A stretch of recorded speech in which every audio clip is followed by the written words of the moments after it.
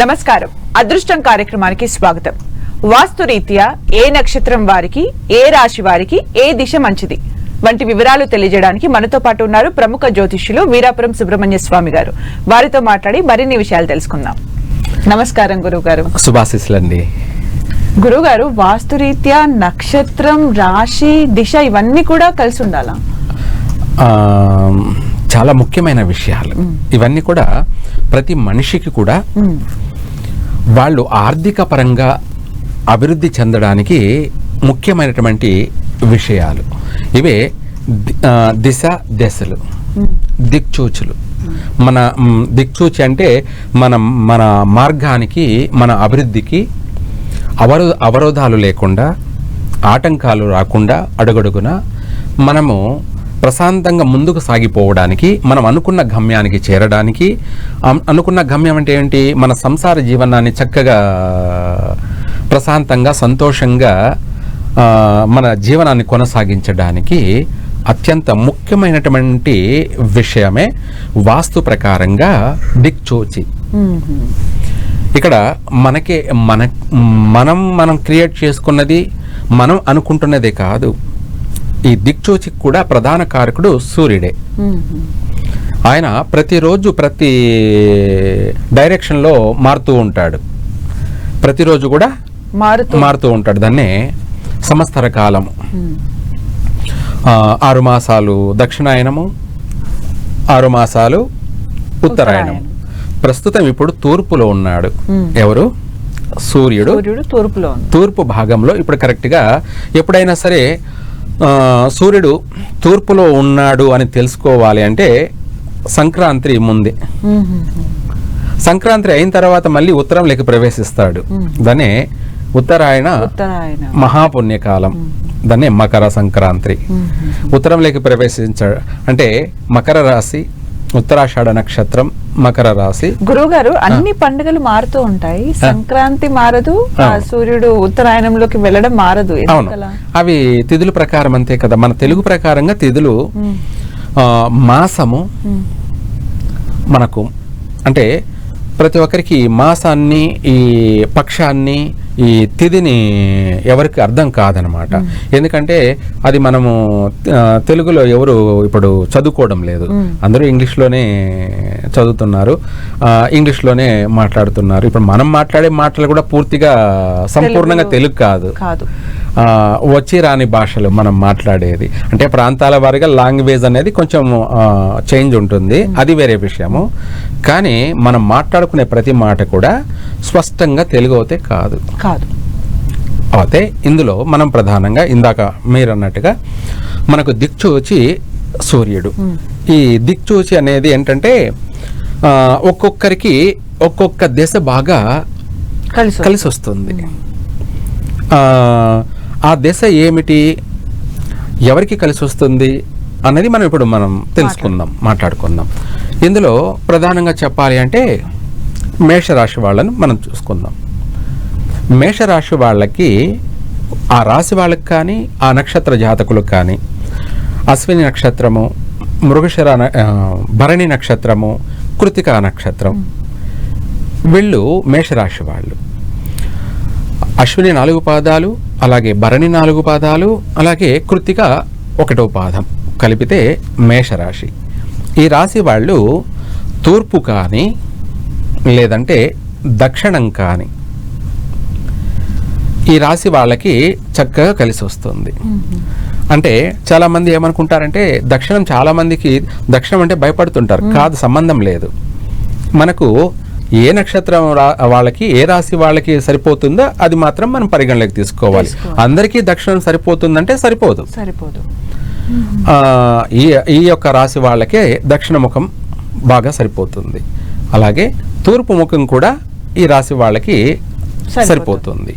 ఈ రాశి వాళ్ళు పడమర ముఖంగా తీసుకోకూడదు. వాస్తురీత్యా అనే కాకుండా మన జాతక రీత్యా 2 in 1 అంటే మన రాశి ప్రకారంగాను అలాగే వాస్తు ప్రకారంగాను 2 ప్రామాణికంగా చూసుకోవాలి. మనకు కలిసి వచ్చే దిశని మనం ఎంపిక చేసుకోవాలి. లేదు పడమర తీసుకుంటే ఏమవుతుంది అని అన్నారనుకుందాం. సపోజ్ తెలిసి తెలియక పడమర సరిపోతుంది తీసుకోండి అని తీసుకున్నారనుకోండి. వాళ్ళు చేరిన తర్వాత వాస్తురీత్యా ఆ దశలో పడమర ముఖంగా వాళ్ళ సంసార జీవితంలో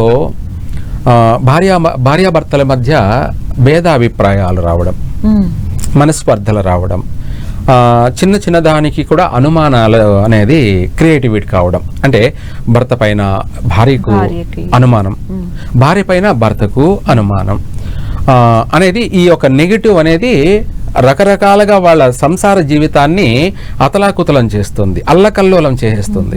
గురుగారు, కొంతమంది వ్యాపారాలు చేస్తూ ఉంటారు. ఈ రోజుల్లో వ్యాపారానికి చాలా మంది మొగ్గు చూపుతూ ఉంటారు. అవును.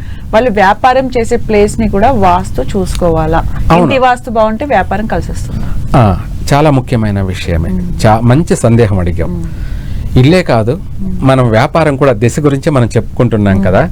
ఇందాక మీరు అన్నట్టుగానే ఈ రాశి వాళ్ళు ఒక వ్యాపారాన్ని ప్రారంభం చేశారు.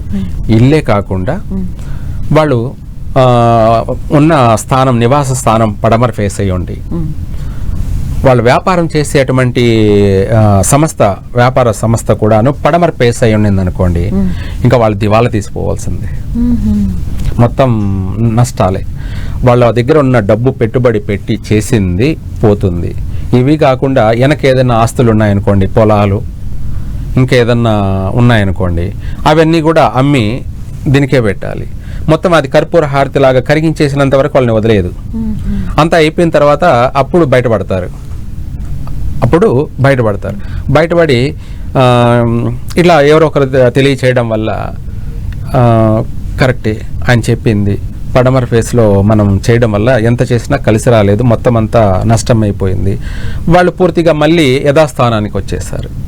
దాని నుంచి బయటపడాలంటే అప్పటికైనా సరే వాళ్ళు దాన్ని వదిలిపెట్టేసి వాళ్ళు ఇంకొక మంచి దశని ఎత్తుక్కొని ఇంకా మళ్ళీ చేయడానికి లేదు, అప్పు తెచ్చుకొనైనా మళ్ళీ ప్రారంభం చేశారనుకోండి, అదే తూర్పు ముఖం అనుకుందాం. ఈ రాశి వాళ్ళు తూర్పు ముఖంగా తీసుకొని ప్రారంభం చేశారనుకోండి, మళ్ళీ మెల్లమెల్లగా డెవలప్మెంట్ అనేది జరుగుతుంది.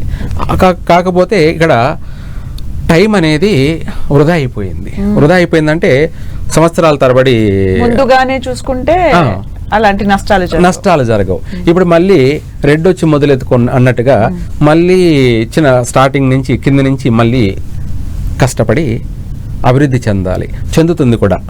తూర్పు ముఖం వీళ్ళకి బాగా కలిసి వస్తుంది.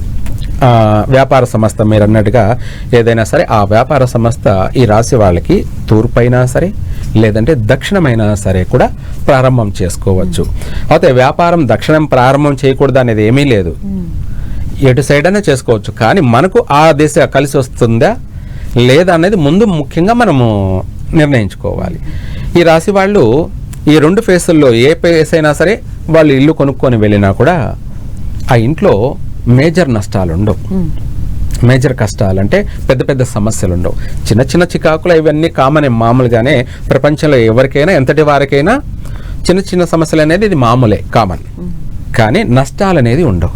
చాలా మంది ఎంత సంపాదించినా కూడా వచ్చినట్టు పోతూ ఉంటుంది అని చెప్తూ ఉంటారు. అంటే ఇంట్లో మనం ఆ డబ్బును పెట్టే ప్లేస్ కూడా చాలా ఇంపార్టెంట్. అల్మారీ ఏ ప్లేస్ లో ఉండాలి, డబ్బు పెట్టే ప్లేస్ ఏ ప్లేస్ లో ఉండాలి? చాలా మంచి విషయమే. ఇందులో మనము దిశలు అనేది ప్రధానమైనటువంటిది.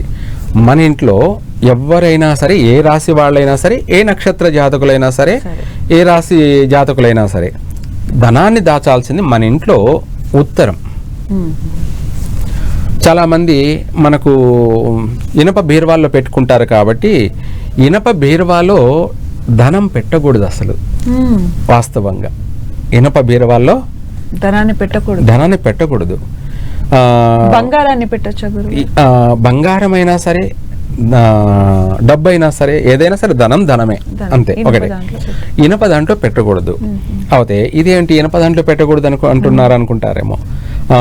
బీరువా అన్నది మనకు ఐరన్ వచ్చేసి ఉత్తరాన్ని పెట్టకూడదు. ఎత్తైనది, బరువైనది, ఇనుము కాబట్టి. ఉత్తరం అనేది కుబేర స్థానం, లక్ష్మీ స్థానం. అది కాబట్టి ఇనప బీరువాలు అనేది అక్కడ పెట్టుకోకూడదు. అయితే వాటిని ఎక్కడ పెట్టాలంటే దక్షిణం కానీ లేదా పడమర కానీ పెట్టాలి ఇనప బీరువాలు. అయితే ఇనప బీరువాల్లో ధనాన్ని ఎందుకు పెట్టకూడదు అంటే ఇనుము వచ్చేసి శనేశ్వరుడు, ఆయన నివాస స్థానం పడమర స్థానం. ఎవరిది? శనేశ్వరుడు అనేది. మన ఇంట్లో ఐరన్ అనే బీరువాలన్నీ కూడా పడమర భాగంలో పెట్టుకోవాలి. వాస్తవంగా చెప్పాలంటే దక్షిణాన్ని కూడా పెట్టకూడదు, పడమర భాగంలోనే పెట్టాలి. అది నైరుతి భాగంలో పెట్టుకోవాలి. తూర్పు ముఖంగా ఉండాలి. ఇది ఇనుప బీరువా. ఇక్కడ పడమర కూడా ఆయన నివాస స్థానం కాబట్టి ఆ ఇనుముతో కూడుకున్న ఐరన్ బీరువాల్ని పడమర నైరుతి భాగంలో పెట్టాలి. లేదంటే ఉత్తర భాగంలో కూడా పెట్టుకోవచ్చు, కానీ అది సెకండ్ ఆప్షన్, మనకు వీలు కాని పక్షాన, కుదరని పక్షాన. లేదా మధ్య భాగంలో పెట్టుకోవచ్చు ఎక్కడైనా కూడా, పడమర భాగంలో. అయితే ధనాన్ని దాచవలసింది ఓన్లీ ఉత్తర భాగంలో మాత్రమే. మన ఇంట్లో ఉత్తర దిక్కును మాత్రమే దాచుకోవాలి. అది కూడా ఎట్లా అంటే మనము చెక్కతో కర్రతో చేసినటువంటి బీరువాలు లాంటివి చేసి ఉత్తరాన పెట్టుకోవచ్చు. ఇది బరువు అంటే బరువు కాదు, సంబంధం లేదు. ఎందుకంటే మనము గడప అంటే సింహద్వారాన్ని కర్రతో చేసి పెట్టుకొని ప్రతిరోజు ప్రతినిత్యము ఆ గడపని పూజిస్తాము. ప్రతిరోజు కూడా ప్రతినిత్యం కూడా పూజిస్తాం. ఎందుకంటే లక్ష్మి యొక్క నివాస స్థానాలు ఏవేవి అంటే ప్రధానంగా చెప్పాలంటే కర్రే, రెండోది పాలు, పూలు, ఇలాంటివన్నీ కూడా ధాన్యం, ఇవన్నీ కూడా లక్ష్మీ నివాసం అన్నమాట. ఈ లక్ష్మీ నివాసము ప్రధానమైనటువంటిది కర్రలోనే ఉంటుందన్నమాట. దాన్నే మనము సింహద్వారంగా చేసుకొని ప్రతిరోజు ప్రతినిత్యం పూజించుకుంటూ గడపను పూజించుకుంటూ ఉంటామన్నమాట. అటువంటి కర్రతోనే చేసినటువంటి బీరువాని కర్రతో చేయించుకొని ఆ బీరువాని ఉత్తర భాగంలో పెట్టుకొని మనం ధనాన్ని దాచుకోవచ్చు. లేదు అది కూడా సపరేట్గా ప్రత్యేకంగా కర్రతో బీరువాని చేయించి అక్కడ పెట్టుకుంటే బరువు అనే అనుకుంటే అది బరువు కాదు. కర్రతో ఉన్నప్పటి వరకు అక్కడ సాక్షాత్తు లక్ష్మీదేవిని మనం నిలుపుకున్నట్టే. అది కూడా మనిషికి సైకాలజికల్గా అనుమానం ఉన్నట్టయితే మనం గోడలోనే ఏర్పాటు చేసుకోవాలి. కర్రతోటి బీరువా గోడలోనే ఏర్పాటు చేసుకొని అందులోనే ఇంక్లూడ్ అయిపోతుంది అన్నమాట. గోడలోనే బీరువా, ఆ బీరువాలో మనం ధనం దాచుకున్నట్టయితే అత్యంత శుభప్రదము. గురుగారు, ఇప్పుడు ఒక వాస్తు ప్రకారం ఇల్లు చూసుకుంటే మీరు చెప్పినట్టు తూర్పు, పడమర, ఉత్తర, దక్షిణం ఉంటుంది. అవును. మనం రూమ్ కి కూడా చూసుకోవాలా? వాస్తవంగా చెప్పాలంటే మనకు మన ఇంటికి 8 భాగాలు అవుట్ మాత్రమే వర్తిస్తుంది. ప్రతి రూమ్కి అంత చూడాల్సిన అవసరం లేదు. మరీ పిచ్చి ముదిరినట్టుగా ఉంటుంది. అది ప్రతి రూమ్కి కూడా ఉత్తరమే చూసుకోవాలనేది కూడా అది మధ్య భాగమే అవుతుంది. ఇప్పుడు మనము నైరుతి భాగంలో రూమ్ ఉంది కదా, 4 గోడలు ఉంటాయి. ఉత్తర వాళ్ళకి మనము వాస్తు చూడాలంటే లేదు, అది మధ్యమం అవుతుంది. అంతేకాని అది ఉత్తరము, ఆ ఉత్తరానికి మనం ఏం పెట్టకూడదు అనేం లేదు. అదే మన ఇంట్లో వాయువ్యం ఉత్తరాన ఉన్నటువంటి గోడకి పెట్టకూడదు. మధ్య భాగంలోకి వాస్తు దోషం లేదు, పెట్టుకోవచ్చు. అవి కూడా ఏంటి, మనం డ్రెస్సింగ్ లాంటి మిర్రర్ కానీ ఇటువంటి ఇంకా చాలా బాగుంటాయి అన్నమాట. కొన్ని ఏది పెట్టాలో ఏది పెట్టకూడదు కూడా మనం చూసుకోవాలి. అదే అది ఉత్తరం కాదు. మన ఇంట్లో మనం ఉన్నదానికి రూములో ఉత్తరం గోడే, కానీ అది ఉత్తరం కాదు, అది మధ్యమ. నార్త్ ఇంకొక గోడ ఉంది అన్నమాట ఇంట్లో, ఆ నార్త్ గోడకి పెట్టకూడదు. ఇలా మనం ప్రతిదీ కూడా ఆచరించాలి. వాస్తురీత్యా ఎక్కడ ఏది క్రమంగా ఉండాలో అది మాత్రమే మనం చూడాలి. మరి ఓవర్గా పిచ్చిగా అనుమానంగా ప్రతిదీ చూడకూడదు. అలానేసి లేదు అనేది లేనే లేదు, 100% ఉంది. దాన్ని ఓవర్ చేయకూడదు. ఏ విషయంలోనైనా ఓవర్ కాకూడదు, వాస్తులో కూడాను. గురుగారు, ఇప్పుడు మనం లక్ష్మీ దేవిని అంటే డబ్బుని అవి ఎక్కడ పెట్టుకోవాలో చూసాం. అవును. నిద్రించడం కూడా చాలా ఇంపార్టెంట్. అంటే మనము దిశలు చూసుకోవాలిగా. ఆ విషయం కూడా మనం వద్దాం. ఇందాక లక్ష్మీదేవి, అలాగే కుబేర స్థానము, గురుస్థానము 3 కలగలిపినటువంటిది ఉత్తర స్థానం, ఉత్తర భాగం. అక్కడ మనం ధనాన్ని దాచుకున్నట్టయితే యథాస్థానం అంటారు. దాన్ని ఏమంటారు? యథాస్థానం. స్థిర స్థానం. స్థిర అంటే ఎప్పటికీ కూడా స్థిరంగా మన ఇంట్లో లక్ష్మీదేవి కొలువై ఉంటుంది. దాన్నే స్థిర లక్ష్మి అంటారు.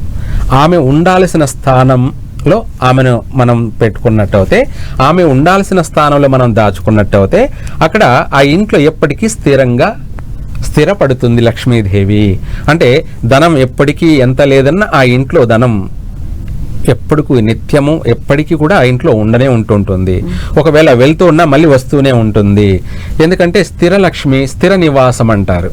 అలా కాకుండా మనము పడమర, దక్షిణాన, లేదంటే తూర్పు, ఆగ్నేయము ఎక్కడెక్కడో పెట్టేస్తున్నారంటే మనము లక్ష్మీదేవిని ఒక చోట ఒక స్థానంలో స్థిరంగా ఉంచడం లేదు.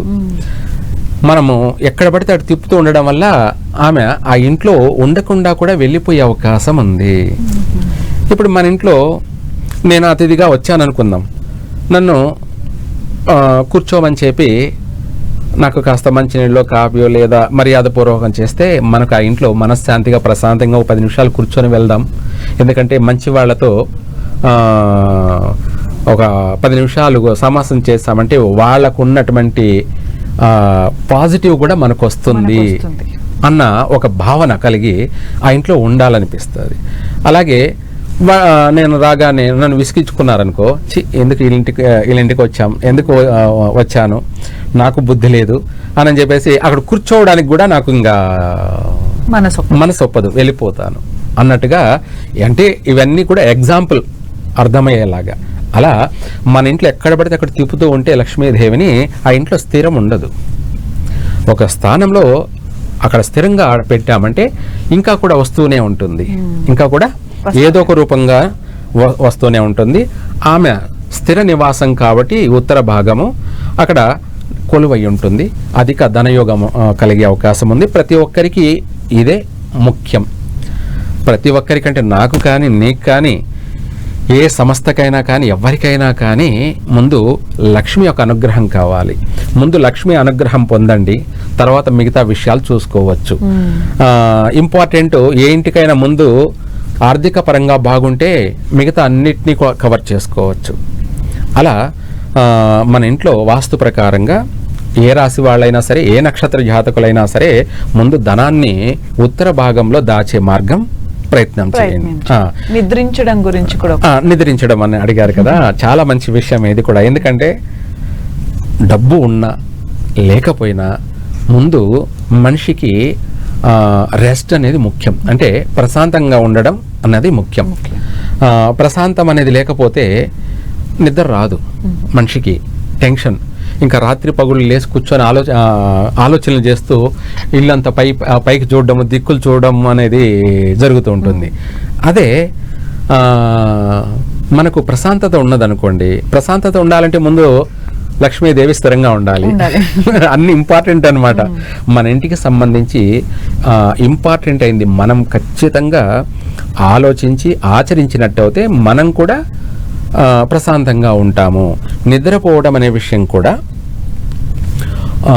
ఒక్కొక్క రాశి అని చెప్పడం కన్నా కూడా ఎవరైనా సరే, ఎటువంటి వాళ్ళైనా సరే తూర్పు కాళ్ళు పెట్టి పడమర తలాపి పెట్టి పనుకున్నట్టయితే వాళ్లకు మధ్యస్థం అంటే ఏంటంటే సూర్యోదయం దాకా నిద్రపోకూడదు. సూర్యోదయం కాక మునిపే నిద్రలేయాలి. లేస్తే ఆ ఇంటికి శుభప్రదంగా ఉంటుంది, వీళ్లకు మనశ్శాంతిగా ప్రశాంతంగా నిద్రపడుతుంది. లేదు, ఇక్కడ ఆడవాళ్ళు, స్త్రీలు ముఖ్యంగా చెప్పాలంటే, లేదా మాస్టర్స్ ఇద్దరు కూడా దక్షిణ తలాపి పెట్టి ఉత్తర కాళ్ళు పెట్టి పనుకున్నట్టయితే నిద్ర లేవగానే, మంచం నుంచి ఇలా లేవగానే ఉత్తరం ముఖంగా లేస్తాం. ఉత్తర ముఖంగా మనం చూస్తాం. ఉత్తర ముఖంగా చూడడం అంటే మనము లక్ష్మీదేవిని నిద్ర లేగానే ఆ దిక్కును చూడడం అనేది లక్ష్మీదేవిని మనం దర్శించుకున్నట్టే. తర్వాత తూర్పుకు దిగుతామన్నమాట. ఇటు 2 ప్రయోజనాలు కలుగుతాయి. 2 ప్రయోజనాలు అంటే మనము దిగడం తూర్పుకు దిగుతాం, లేయడం ఉత్తరముఖంగా లేచి దిగడం అనేది తూర్పుగా దిగి వెళ్ళిపోతాం. అక్కడ మనకు ప్రతిరోజు ప్రతి నిత్యం కూడాను చక్కని నిద్ర పడుతుంది. నిద్ర లేచి వెళ్ళడంలో కూడా మనం అనుకున్న పని ఆ రోజు ప్రతి పనిని కూడా సంతోషంగా మనం అనుకున్న ప్రతి పనిని చక్కగా సమయానుకూలంగా నిర్వర్తించుకోగలం. ఏ పనినైనా సక్సెస్ అవుతూ వస్తూ ఉంటుంది.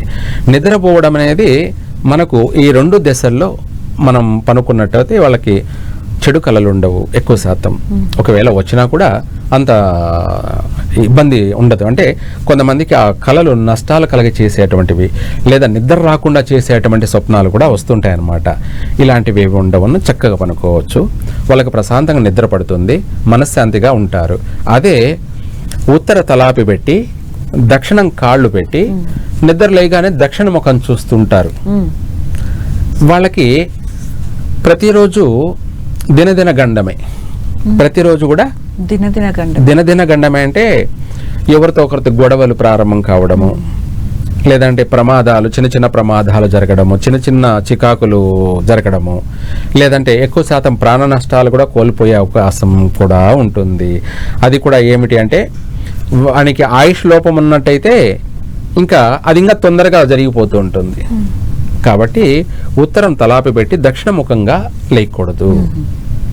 రెండవది, ఇక్కడ మనము మీరు నిద్ర అన్నారు కాబట్టి తూర్పు తలాపి పెట్టి పడమర ముఖంగా లేయడం అనేది మన ఇంట్లో ఉండకూడదు, పనుకోకూడదు. అలా అత్తగారింటికి వెళ్ళినప్పుడు, అత్తగారింటికంటే అల్లుడుగా వెళ్ళినప్పుడు అత్తగారింట్లో తూర్పు తలాపి పెట్టి పడమర కాళ్ళు పెట్టి పనుకొని నిద్రపోతే అత్తగారింటికి కలిసి వస్తుంది, బాగుంటుంది, వాళ్ళు బాగుంటారు, అల్లుడికి కూడా గౌరవం ఉంటుందన్నమాట. రెండోది, లక్ష్మీదేవి సాక్షాత్తుగా మన ఇంట్లో వచ్చి నిద్ర చేసిపోయినట్టేనో విశేషంగా కలిసి వస్తుంది. గురుగారు చాలా చక్కగా వివరించారు. నేను అడిగిన ప్రశ్నలకు సమాధానాలు తెలియజేసినందుకు ధన్యవాదాలు. సర్వే జన సుఖినో భవంతు.